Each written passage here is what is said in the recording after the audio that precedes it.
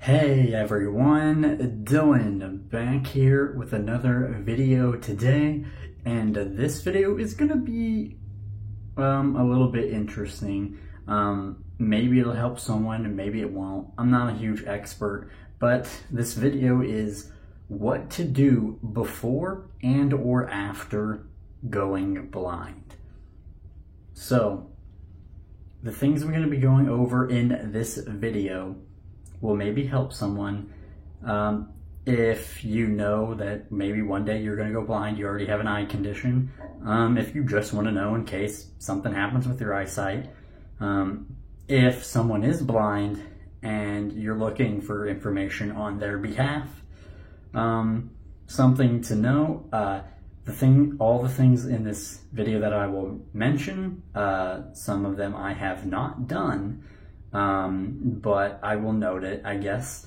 Yeah, and any of these things I mention are optional, right? It's not like what you absolutely have to do. That's not what this is about. I mean, I really strongly suggest you use a screen reader or else your life is going to be very bad in this day and age. But, you know, anyone can do whatever they want to do. So I guess we will get started on, I guess if you have not went blind yet, right? This is just a tip to anyone. If your vision changes at all, in a noticeable way from normal, and not just, oh, you're just tired this day, go get your eyes checked immediately. This is so important. Because you want to catch this and try to save your sight. How I went blind literally happened to me overnight. I'm not even kidding. My sight was really weird. I had tunnel vision, and I just, I waited a day because it seemed really weird. I was like, it's weird. Maybe I'll go, but maybe it'll get better. No, I ended up having 2 tears in my retina. So don't mess around with it. Okay. Okay, that is just to get that out of the way. Okay, so next, I'm gonna just go over, next I'm going to go over the first kind of thing you should get acquainted with before you go blind, right? And if you are someone who's trying to help someone on their behalf, you can help them out this way as well. And that is learn a screen reader. Before you go blind, it can be very helpful. So you're already familiar with it and how it works. And so you can just get right on with it. The screen reader is your life. In my opinion, you die by the screen reader. You need to have one. You live or die by it because it makes everything accessible, honestly. So here's what I can tell you. Whether or not you have Android or iOS, and I'm going to talk about those, and I'm going to briefly mention the stuff on computer, like PC. Now, once I tell you about the stuff for your phone, at that point you need to look up everything else yourself, okay? Because okay, so I'll just say, for Android, they have something called TalkBack. It is a screen reader, and on most modern Android phones, I believe it's turned on by default. To be able to turn it on, you want to hold down your up and down volume keys on your phone for a couple of seconds until TalkBack turns on. I believe it's, just turned on automatically when you first turn your phone on. If it's not, hopefully get some sighted assistance and have someone turn it on for you. Now, for iOS, you can basically triple click the power button, and then that will turn on VoiceOver. I guess I should mention, if you have a really old Android device, I think maybe the old way might have been to triple click or something like that, the up and down volume buttons. But I don't know if you have a device old enough for that, so just something to throw out there. But yes, so you turn them on this way, and I'm going to give you the most basic way they function so you can get on with moving on. So the screen readers both act in similar ways, and that you can do one of two ways. You can take your finger and you can put it on the screen and you can move it around the screen, and it will tell you the icons or the apps that are there, and then like the time, and you practice doing that, moving around. You can also go to the very top and you can swipe right to go through, like, down through the items on the screen, and then you swipe left to go back up. And you keep doing that over and over and over and getting that down, right? Those are the two things you need to know for that. And then if you want to select something, you just double tap. That's all you do. You double tap. And those are the only functions you need to know right now to get started with those things out of the box. Once you've learned to do those things, and you need to go to YouTube. By the way, YouTube is, I believe, default on all Android phones. I think it might be on Apple. If it's not, just download it and go onto YouTube because it's accessible, and type in TalkBack tutorial or VoiceOver tutorial. There are tutorials on there that will teach you more in depth about those apps. This isn't the video for that. I mean, I guess if you guys really want me to do a video on TalkBack or VoiceOver, I haven't used VoiceOver as long as TalkBack, but I mean, let me know in the comments below if you would like me to do that. There are videos already though, so you can kind of look them up yourself, but I digress. So that'll get you going and started, and this will be a really strong starting point for everything else moving forward in this video. I cannot stress this enough. Learn your screen reader. Like, get it going, just the basics of it, okay? So after that, and maybe you get to learning it more, and like your screen readers, then we move on briefly to, computer screen readers. If you use a Mac, you're still using VoiceOver. I don't have a Mac. I don't have a Mac, so it doesn't, I don't know how it works, right? So again, you're gonna have to look up all that information, which is why I taught you how to use your screen reader on your phone so you can look up any other information on anything else, right? So I don't know about that. But on Windows, there are like a couple. I mean, I know about Narrator, which is Microsoft's built-in screen reader. I briefly used it like a couple of years ago, and it was fine. It'll probably serve you well, so you're fine if you need it to just get you started on your computer. But the one I use and the one I recommend is NVDA, Non-Visual Desktop Access. And the cool thing about NVDA is you get it off their website. You can donate if you want, but it's for free. And the cool thing is you can like get add-ons for it that make it more accessible for different apps and stuff for developers who like make like add-ons for it. So it's really cool, really awesome. I made like it. It's like at like NV Access, I think. But if you just want, you could just put NVDA download and find it probably pretty easy. I might put the link to it in the description if I remember. I might do that.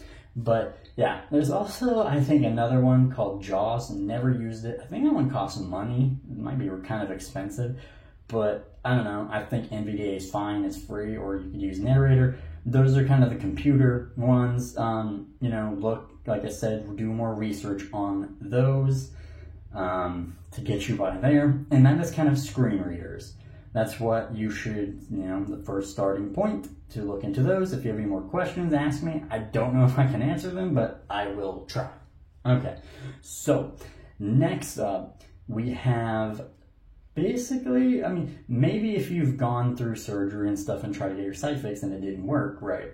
I would hope your hospital or doctors or whatever would point you in a direction that would help you. In the off chance they don't, again, you're going to be having to do some searching. Okay, so we're going to just start off with getting your life back together at home. So there are organizations, again, I don't know where you live, I don't know where you're located. Where I'm located, there was a organization that will come to your home and help you learn how to live at home. Basically cooking and navigating, like all that different stuff. They will help you do all that. Did I do that? No. I figured it out all on my own, and you know, that is what it is. But that is something very helpful that you will have to look into. Maybe type in, you know, I don't know, blind organizations in my area, blind assistance in my area, just sort of these terms, maybe whatever you can think of, and search on Google, and to try to find some help there. Next up, well, this one's kind of optional, and that is finding, they might even teach you Braille. If you do that, or find some place to teach you Braille if you want to learn it. I never learned it. It's not useful to me at all. I've never been in a situation where it would be beneficial for me. So your mileage may vary on that one. Next is, this one is, you know, optional for you to look into. But it really just depends on your situation, and that is finding blind rehabilitation, or like blind mobility training sort of type place. You know, type those search terms in, like blind mobility training in my area, or blind, you know, rehabilitation. And these types of places will basically help you learn to use a cane and navigate your area and stuff. I did not do this because I did start to try to do it, but they basically told me, because I never had a job, and they were like, oh, well, we're not going to teach you how to use a cane if you don't want to work, or, you know, go back to work or something like that. And so I didn't end up learning to use a cane. So that is up to you as well, what you feel comfortable with, whatever you want to do there, learning mobility training and stuff. There's basically, I don't know, different ways you could go about that. If you really don't want to do that, or if you're in the same position I was in, you can, on like the National Foundation for the Blind, NFB, and I might link this as well if I can remember how to find it. They actually will give you a free cane. So if you kind of get your measurements right a little bit, you can order a cane and maybe try to learn to use it on yourself. Maybe look up videos, maybe look up different things on how to use it. I did end up getting one myself, which is how I know about it.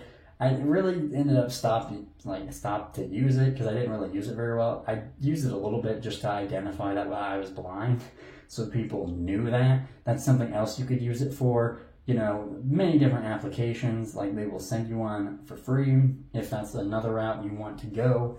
But those are just some of the different services, you know, or, you know, like I said, you're really going to have to do a lot of searching here. Another thing you may want to look into is transportation. In different areas, they have, you know, stuff for blind transportation, you know, blind services. They like, or just for, you know, disabled people in general, they might have that.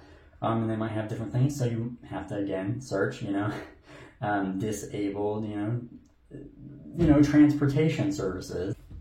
And I just realized I have been talking in a different direction. Now, you know what, that's fine. The information is still good in this video, so I'm just going to keep going. It doesn't matter. Anyways, I was talking about that transportation. So that's something else you can do. There's, you know, the rehabilitation place may help you get a job. That might be something they do. If they don't, you know, blind jobs, you know, services. You just, like I said, you're going to have to really search this stuff out because I don't know what's in your area, where you're at. It's something that is on you, and you're just going to have to really dig deep and search. But yeah, I mean, these are just some main things that you can do to try to make your life better when you go blind. You know, just to try to make it easier on you, because I know it's a hard, scary time. you're going through a lot of emotions, a lot of emotional trauma, just depression and all that, and you got to figure out how to get back up on your feet. These are, like I said, things you can do to just get started immediately. If you have any questions, like I said, I will do my best to answer them, but it really is hard if it's like location specific. But yeah, if you do have any questions, ask them and I will try to answer them. Again, if you want me to maybe make a TalkBack tutorial or a voiceover tutorial, maybe more so on TalkBack because there's probably a lot less of those. But yeah, leave that in the comments below and let me know. I really hope this may have helped someone. I don't know if it will. I know a lot of it is very vague and you have to search a lot of it up on your own, and I apologize for that. I wish I could be more helpful in pointing you into a better direction than that. I really would hope that your doctors or whatever would help you out with that. Really would hope you don't have to come to me for that sort of thing. But in the off chance, whatever the case is, I really hope maybe something here helped you. But yeah, that is it for me. Even though I was in the wrong direction most of the video, I didn't realize I had turned or what happened there. Whatever, doesn't matter. Information's still good. Thank you guys for watching and thank you guys for listening. I will see you in the next video.